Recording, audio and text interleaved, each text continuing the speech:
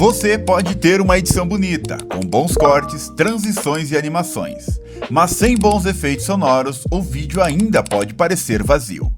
Por isso, nesse vídeo eu separei um pacote com mais de 1000 efeitos sonoros gratuitos, que todo editor precisa ter em 2026. E se esses arquivos vão te ajudar na sua edição, já deixa o seu like e se inscreve no canal. O link para baixar o pacote completo está na descrição.